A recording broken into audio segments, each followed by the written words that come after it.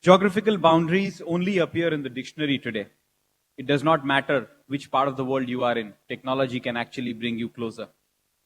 I would like to welcome all of you to the last session of the day, a live video conference by Dr. Mohamed Latib, CEO, CX University, who will talk to us on customer experience. Dr. Latib will be talking to us from Philadelphia. Quick introduction about Dr. Latib. He founded the CXU with great aspirations of connecting fellow CX professionals and also for certification and professional development. The mission of CX University is to inspire and instill excellence and confidence in the customer experience discipline through education and practice. Dr. Latib is a member of GPSEG and CXPA with over 27 years of experience across well-known international universities and educational institutions. Well, good evening to all of you in Mumbai. Thank you very much for the opportunity to be here. I am honored to be part of this conference, and as the last person that's going to make the presentation, I hope I can keep you in your seats long enough before you rush to beverages and good food. And the introduction, of course, made reference to the remarkable evolution that technology has allowed us to embrace, and that is to be able to cross cultural and geographic boundaries as seamlessly as we are doing today. I would like to begin by setting the stage for what I intend to cover over the next 30 minutes, including time for questions and answers. Essentially, what I'd like to do is paint a landscape for you, not one that you're unfamiliar with, but my hope is that I would give you the brush that you need, an empty palette on which you can put your own color scheme, and then go forth to paint your own picture of the kind of customer-centric culture that you would like to be able to develop in your organizations. And let me begin by making reference to the title of the presentation. You will notice that, and I should say to you, that I was invited to speak to the topic of customer experience as an enabler for customer centricity.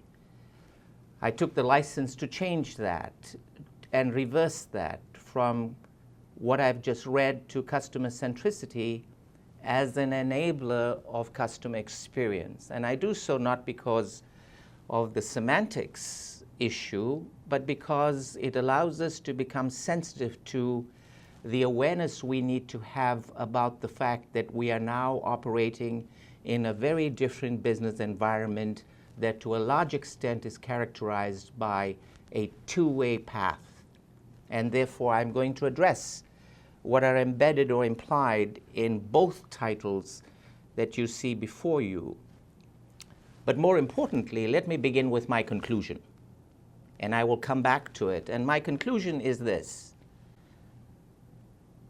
it is simple, intended to be that, but I would submit very powerful, and I'm not going to say any more about the statement that you are reading, and I will come back to it at the end, but I want you to think about what could this possibly mean, and I'll give you a hint. What this articulates in its simplicity is a very powerful marriage between an organization's strategic posture and its remarkable capacity to be able to create a customer-centric culture in which two very significant components are present: customers and employees. I'll come back to this very shortly, but let's begin with the broad landscape, one that I'd like to paint for you. I am harkened back to a name that many of you may be familiar with, a well-known Indian scholar who is now deceased but used to be at the University of Michigan. And I love the terminology that he used, C.K. Prahalad, whose name you may or may not be familiar with. And the language that he used in one of his books was this incredible transformation that's occurring as a result of not only the advent of the internet and the consequent development of technologies. The impact of all of this is what we call the democratization of knowledge, of information, of access. Now translate that capacity into those devices that we walk around with, our smartphones, our tablets, now our watches, and more recently even embedded technology in our clothing so that we can be connected in ways that were unimaginable. And so we've created asymmetries, and we've created, using the very well-known book that you're also familiar with on the impact of globalization and the flattening of the world, we are actually seeing a resurfacing of that flat world that's now being turbocharged by the power of the customer, which is really the central theme of this conference, is it not? And we've seen a wave of change, certainly here in the US, and I would submit, with perhaps at the risk of sounding immodest, that in the United States, we certainly have taken the lead in this whole new arena that we call customer experience. What's interesting, though, is that customers are not a new phenomenon to us, right? With business, you have to have customers to be successful. However, because of the dynamic shifts that are occurring in this power environment in which we operate, we are seeing a whole new set of pressures that are being imposed upon us as organizations or as businesses. Listed here on the right-hand side. Think about it, and some reference to it has already been made in thoughts that were shared by previous speakers. Customers are looking for instant responses. This is a real-time world with the kind of connectivity we have. They also don't want to be engaged by companies in an impersonal manner. No longer do they wish to be a number. No longer do they wish to have an ID attached to them. They want things personalized. And as a speaker just momentarily, very recently referenced the idea of augmented technology. You think about augmented technology in a retail environment. You get real-time sense of what you might look like in various kinds of garments that you're looking to purchase. Customers are demanding a higher amount of quality in the products, as well as an increased level of service from organizations that they interact with. And transparencies become the norm. There's a demand now for major transparencies. Just think about it from a marketing standpoint. If a company makes a mistake, do they think about the mistake, which originates, by the way, by a billing unit on the back end of an organization, or do they think about the mistake as that of the brand? And so there are clearly dangers that we are exposed to, we meaning organizations or businesses are exposed to in the markets that we serve if we're not very careful about how we engage our customers. They clearly expect us to build a relationship in the long term so that there can be an element of trust. And of course, customers, because of the increased power that they have, are now saying, we expect you to anticipate my needs, our needs, and respond appropriately to it. So in some sense, the landscape and the winds that come with it are forcing organizations to reconfigure themselves. And a major reconfiguration that is the theme of at least my presentation, and one that I think is a thread across the day's presentations, even though I haven't heard them just by virtue of the topic, that thread is around creating centricity focused on the customer. So this new normal, and the term was referenced a moment ago by the previous speaker, there is a new normal. It's a very different kind of a new normal. In this new normal, the customer is now the focus.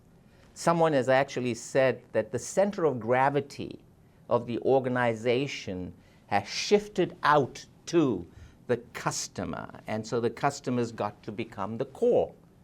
Let's speak to that for a moment further around what that means. There's a new architecture now that companies, senior executives, and those people in leadership positions have to manage.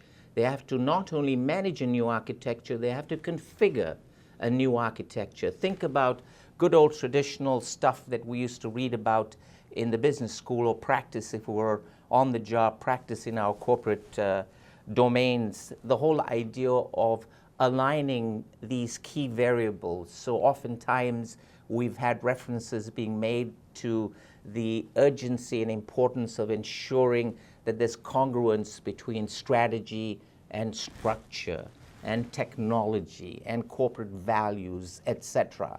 And the list goes on as reflected in the slide that you're looking at here before you. We cannot emphasize the importance and urgency of ensuring alignment across all of these variables.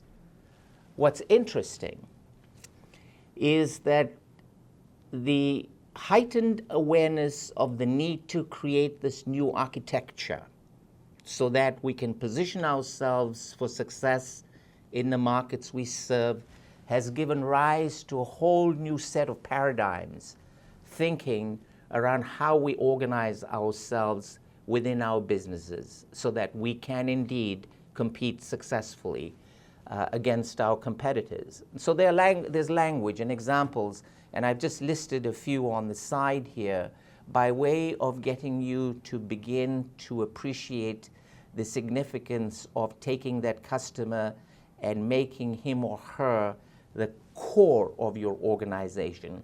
Let me cite one very specific operational manifestation of making a customer a core of the organization.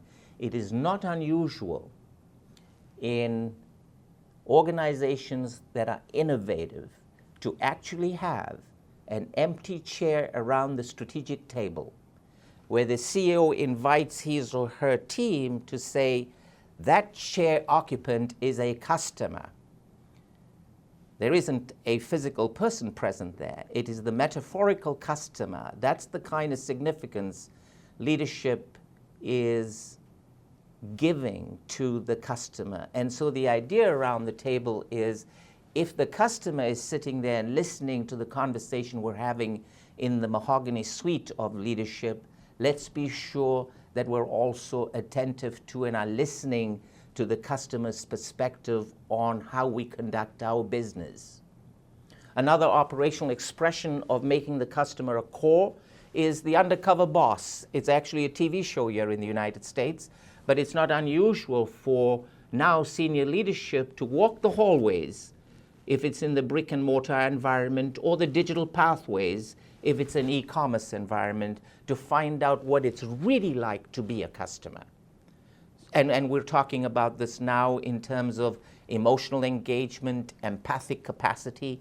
So the only way that you can really fully appreciate what it's like to be part of this fabric we call the customer is to occupy the seat that the customer occupies.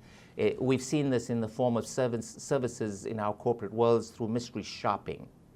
We're building new metrics, for example. How do you now begin to redefine your compensation and reward structures so that you can actually begin to reinforce the mind shift that needs to occur around how associates or employees need to think and behave?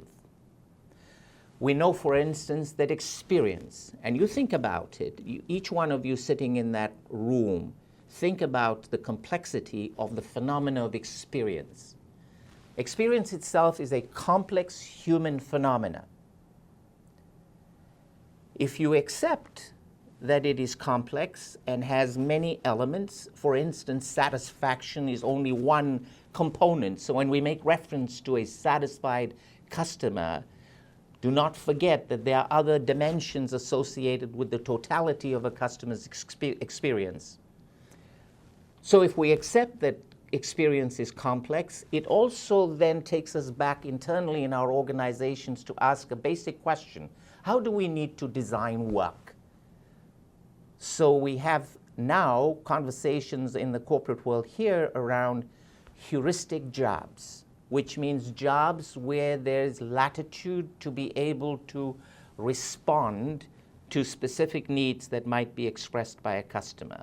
In fact, companies are going even beyond that. Let me tell you, you've heard of Zappos.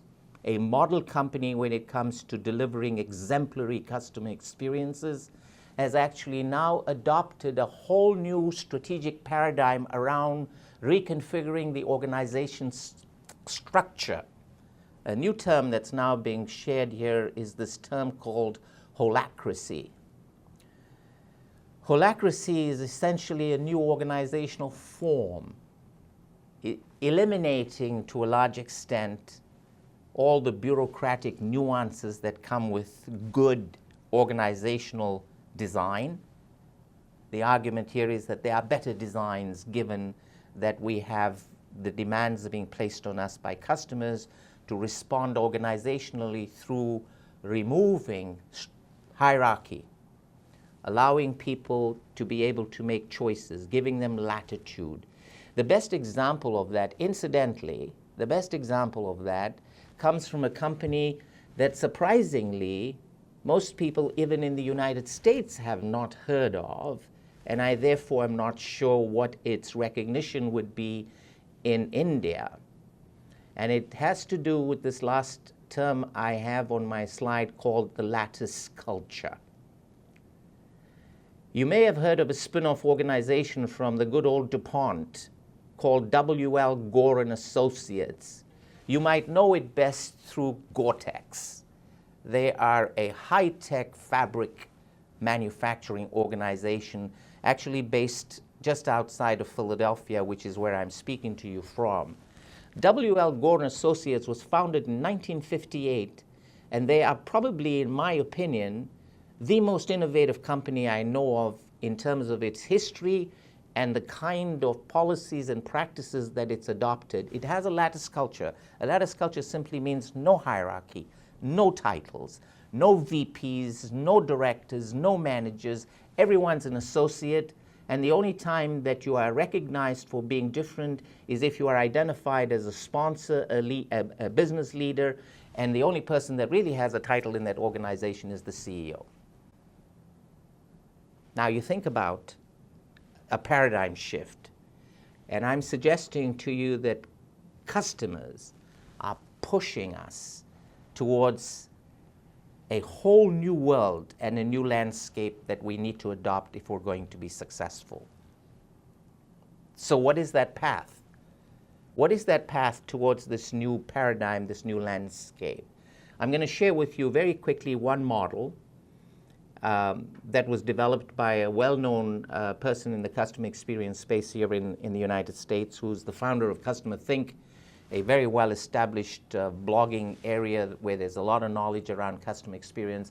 And he proposed this four-stage model. I want to take you very quickly from the beginning to the end.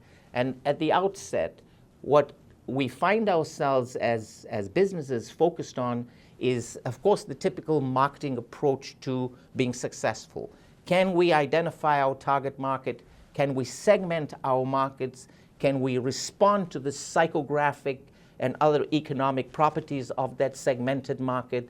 And the example of that I can share with you right now would be Ryanair in Europe, whose only focus was money, money, money. We are in the business of providing highly discounted travel convenience for our customers, and we don't care about anything else. So the focus is money, profits.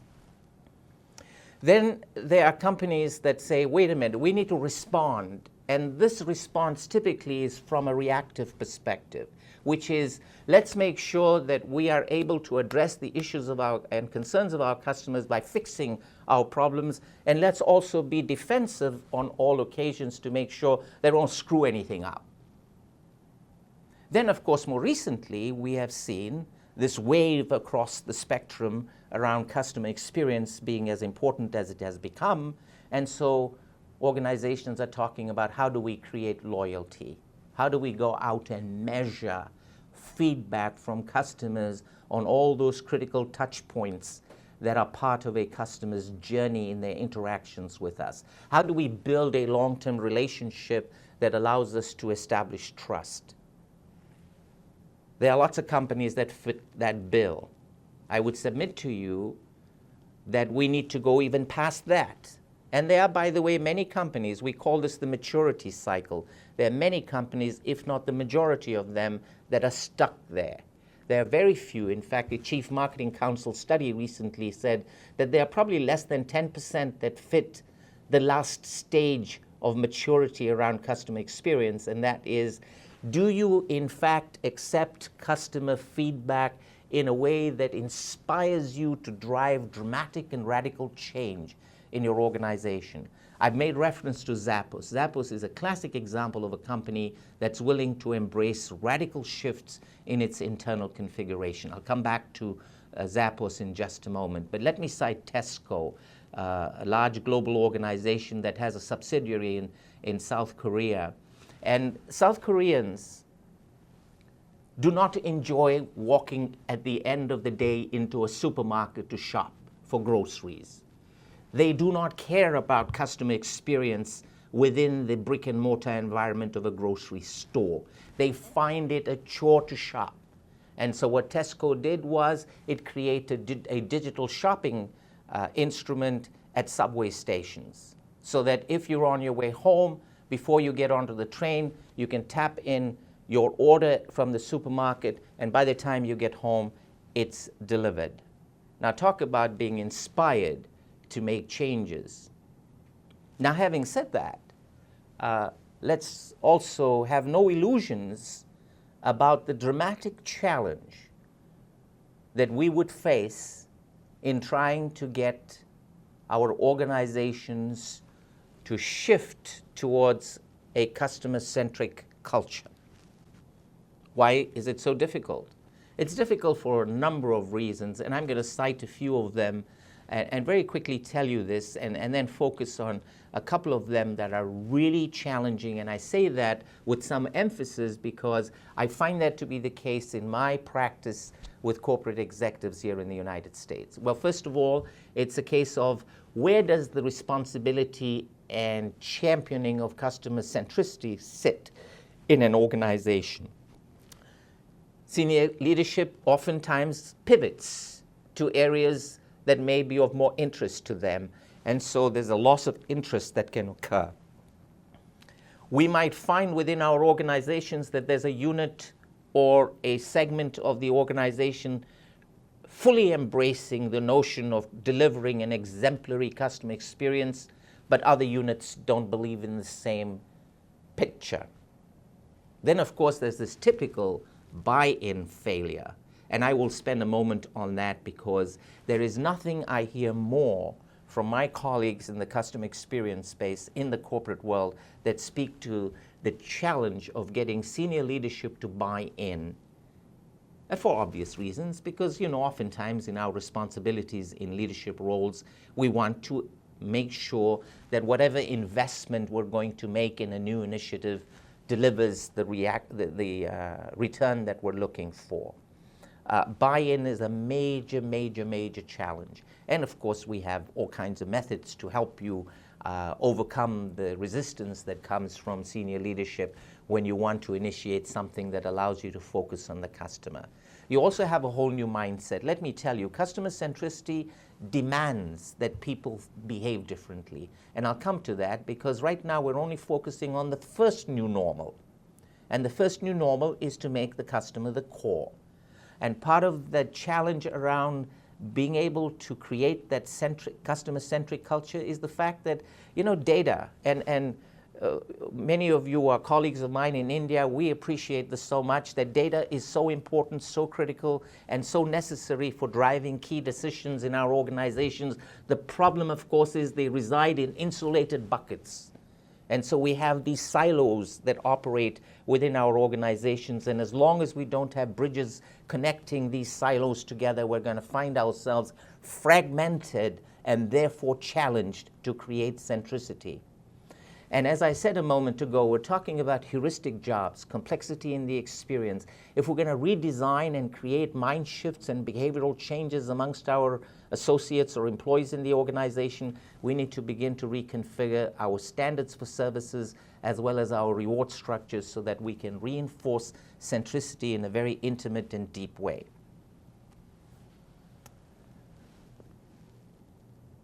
Now, I've shared a lot of this, and by the way, this is not pie-in-the-sky stuff. I have done this for over 30 years, and I can tell you that It's not easy. And we know that great ideas are only as good as the brilliance with which those ideas can be executed. Let me give you some examples to give you a sense of how customer centricity has come to life in many organizations. I've made reference to Zappos, an organization that is probably a model when it comes to customer experience. And I would invite you, for those of you who have an interest in wanting to know more about Zappos, just go to YouTube and Google Zappos and see what they have to say about customer centricity and their customer-centric culture. All the other organizations that I listed there are model organizations. Let me speak to Umpqua Bank. It's a regional bank on the west coast of this country based in Oregon. And the reason I want to cite this is because I want you to get a palpable sense of how simple stuff can have dramatic consequences.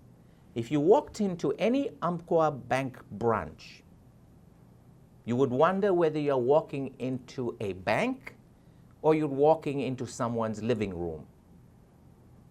And that's what Umpqua did. They were inspired by the feedback they got. So if you walked into an Umpqua bank, you would walk in and you wouldn't find the typical teller behind a counter with perhaps a bulletproof glass in front separating you from the teller. What you walk into are sofas with bank representatives sitting there welcoming you into this warm, colorful, living room-like environment, where, by the way, they also have office space for community meetings. So they would invite the community to come in if they needed a place to meet. They wanted to have a volunteer group. They wanted to do fundraising for Little League. Think about it. You want to establish relationships with customers? Think about the impact and consequence. It is the fastest growing bank in the history of the banking industry because they're able to accept, be inspired by, and introduce dramatic changes within their organizations. We all know of Apple and Steve Jobs' magnificent approach. He always said, we don't start with engineers. We know we can produce magnificent products, but that's not what our customers want. They don't want what the engineers produce. They want what our customers want. So let's talk to our customers and then work backwards. That, by the way, folks, is referenced in the literature and in practice as an outside-in approach. Let's go out there, let's talk to our customers, let's establish what their needs are, let's establish what their wants are, and then work backwards and go talk to the engineers and say, can we produce a product that delivers what our customers want? Now, there are two faces to a coin. This is the second face of the coin. One that is receiving increasing attention, and one that I hope the participants at this conference will begin to give more attention to, and that is your employee population. I can tell you unequivocally, and I'll put my professional reputation out as risk on my part, and I'm very confident my risk is minimal, that unless and until you also make your employees a core part of your business, I don't care how good you are in delivering or ostensibly believe that you have in delivering an exemplary customer experience, you simply will not succeed. Now, why am I emphasizing this as a core? We have enough evidence from research and practice that to have employees as a core means to have them fully engaged. When you have engaged employees or associates, which is now the popular label that's being used across the board in the United States, it has inherent value. If you have engaged employees, you will have higher levels of productivity. It'll translate to key business performance indicators in your organizations. Individual performance will be heightened. Your ability to be able to sell would improve because you believe. Remember, engagement, and I'll tell you more about engagement in just a second. Plus, you'll keep people. And for those of you who are familiar with human resource activities in your organizations know retention is extremely important. Let me go back to W.L. Gore and Associates that I referenced a moment ago as having a lattice culture. It is the envy of the corporate world because, if anything, take one statistic that I'm going to share with you. It has a retention rate that means employees don't leave. They stay. Once they come in, they stay. A retention rate of 97%. That is a mind-boggling statistic. And the 3% are voluntary turnovers. People that found new and different opportunities that they needed to move on to. An enviable statistic. But my emphasis is not on retention, it is on establishing a culture within your organization that gets your associates fully engaged with your leadership, with your policies, with your practices, with your values, who believe in you, the brand. Now think about those variables you see on the right side. They are not variables I haven't mentioned before. These are the same variables that we have said customers are demanding. Well, ask a very simple question.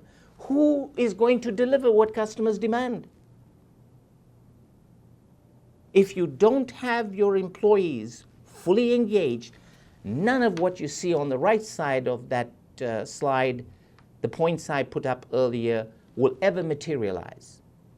And so what you need is a combination of both placing your customer at the core and placing your employees at the core. And what does it mean to have a core group of associates that are engaged? And really, they're only at the core if they're engaged. To be engaged means this. To be engaged means that I, as an associate, must feel good about my organization. I must have an emotional connection with it. By the way, let me also ask you to, for a moment, in your minds, think about the customer as I speak to you about the associate. The associate would be engaged if the associate feels emotionally connected to the company, to the leadership, to the policies, to the reward system, the practices, the values of the organization, right? On the customer side, imagine the impact you could have if you were able to impact their emotions.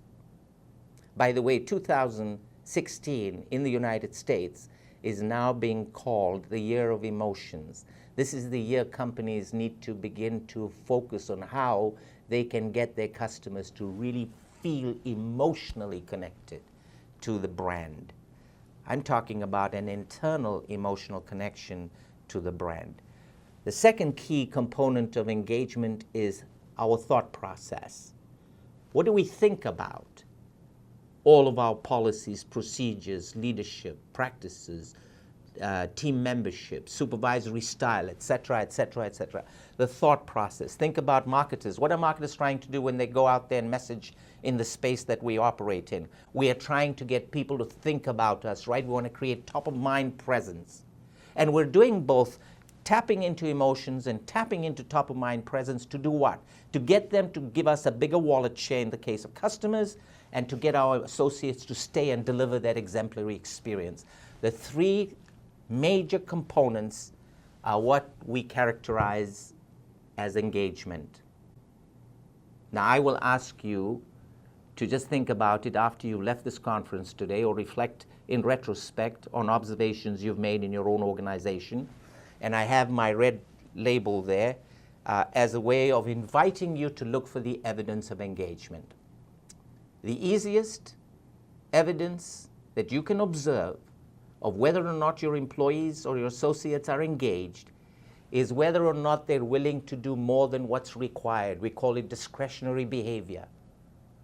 It's not hard to even observe this. So if people go out of their way to do things, then you know you've got some level of engagement operating within your organization.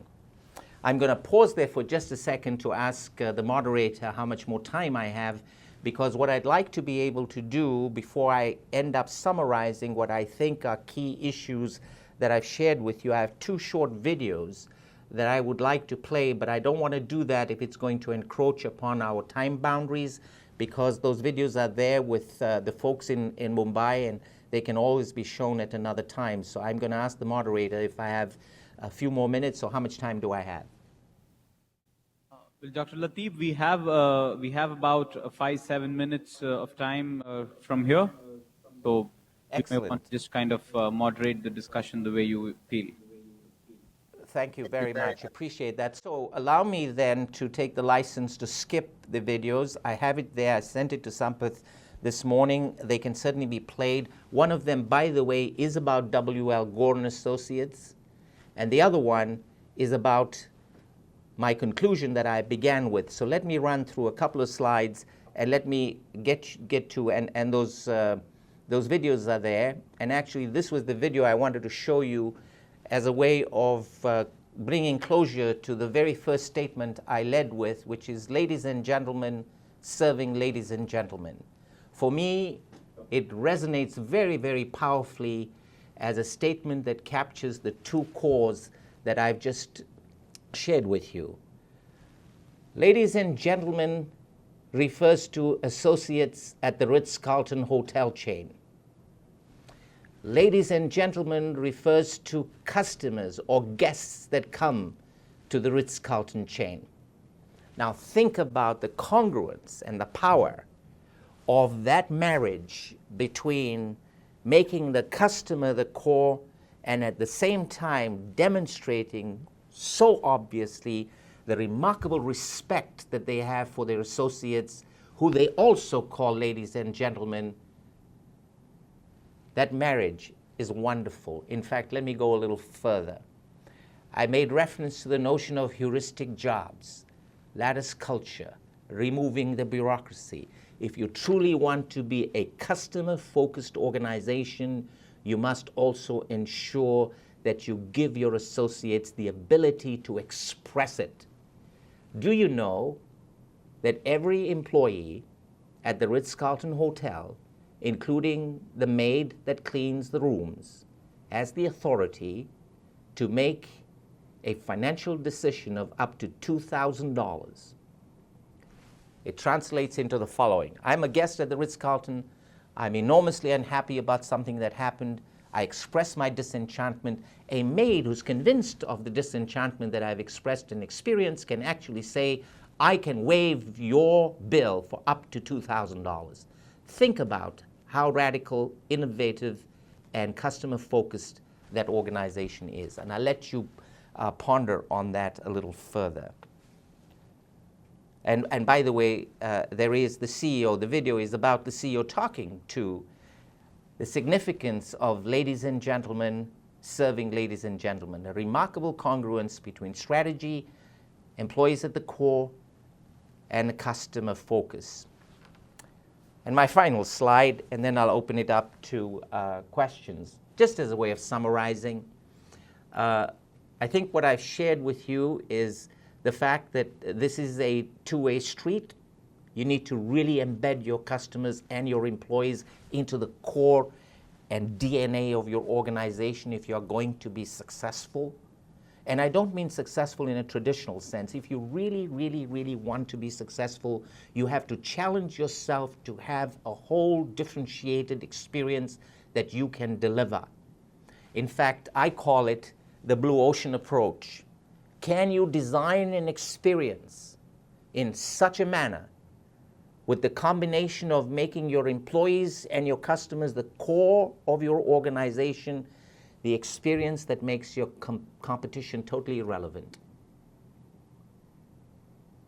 And that comes, by the way, with having to align. I cannot tell you how significant it is to ensure that if you want to be successful and want to create a customer-centric culture, you need to have dedicated responsibility. Think about those of you who are in the marketing business. 5 years ago, did we ever think about Chief Customer Officer titles? Director of Customer Experience, Director of Loyalty, Director of Consumer Insights, etc., etc., etc. You need internal champions. And for the first time ever, at least from my perspective, have I seen the great need for marketing and human resources to begin to collaborate in ways that were not possible in the past, or that their boundaries didn't allow them to cross. And regardless of what we say, what evidence we present, if there's no commitment from the senior leadership around customer centricity, forget it. That being said, my last point, one that we talk about all the time, and that is the greatest ideas that we can come up with are only as good as the implementation of those ideas. And so it's always easier said than done. And on that note, I will pause and invite any questions that you might have. So thank you, Dr. Latib. This was a great session. In fact, this is something what we are following in our company. So with Piramal, and we follow Bruce Temkin's slides, so the entire customer journey and customer experience that you were talking about. So I have done these workshops at my in my company at various levels with the leadership and at the lower level. What I want is, please play the video. That's my only question. Because it's a great experience. This Ritz-Carlton video is really good, and I think everybody should get an insight on that video. It's really important, guys, that what are customers, guys? We have to think customers are people. So the way you want to be treated, customers should be treated, right? So that's the simple analogy I'll give. That's what is customer experience. Make your customer journey. And this was a great insight by you, Doctor. And please play the video. That's it. Thank you. Well, thank you for that observation. Be happy to play. Do I have permission to do that? Is everyone okay? Or do you want to rush to that wonderful food that I can already eat? Go ahead, sir. Please go ahead.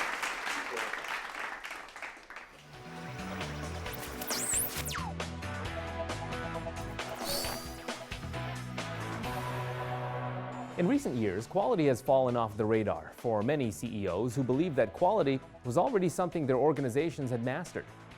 When something's not seen as important to the CEO, it's not perceived by the organization as critical to their performance. Without this culture of quality, we see unfortunate growth in product recalls, lower thresholds in quality, and in some cases, complete loss of faith in brands. ASQ TV and the CEO TV show teamed up to interview CEOs on where quality falls on their list of priorities and to share methods, lessons, and the impact a culture of quality has on their employees, customers, suppliers, and shareholders. Today we hear from Hervé Hummler, President and CEO of the Ritz-Carlton Hotel Company. To set the stage, the Ritz-Carlton Hotel doesn't call their employees employees. They call them ladies and gentlemen, serving ladies and gentlemen. This kind of language framing helps the employees see themselves as quality providers and allows them to create a luxury experience. People have to understand, our ladies and gentlemen have to understand the customer that we're serving. And it's a very small market. And as I mentioned many times around the globe, luxury is all about detail. Now, we position all this hotels. Everybody can build a beautiful hotel, but we have to ensure we have our culture, the soul and the heart of Ritz-Carlton within all this building. In fact, I spent the night last night in Central Park in New York. Don't ask me about the color of the carpet. I will not remember. But I remember this morning when I wake up, when I went around the hotel, and so on, the smile and my interaction with the ladies and gentlemen. And you as a customer, that's what you're going to take back home. How do you see your job as CEO in maintaining the actual culture? In 1998, when we did win the Malcolm Baldrige Award, we benchmarked a lot of companies on how they communicate with people. And in 1988, we developed what we call a lineup. If you was this morning in New York or tomorrow in our corporate office in Washington, D.C., we have a lineup every day where we communicate to all our ladies and gentlemen worldwide, our service value, one service value every day, and we remind them the reason. We do that 3 days a week, and the other 2 days a week, we share with them the true war story. We share with them the moment our ladies and gentlemen create for our customer who will last a lifetime. There are two key takeaways here. One using language to create a mindset of ladies and gentlemen, servicing ladies and gentlemen, and 2, daily focus throughout the organization on quality through shared experiences are 2 habits that continually improve the quality of experience and luxury for the ladies and gentlemen who continue to make the Ritz-Carlton their hotel of choice. Thanks for joining us for ASQ TV.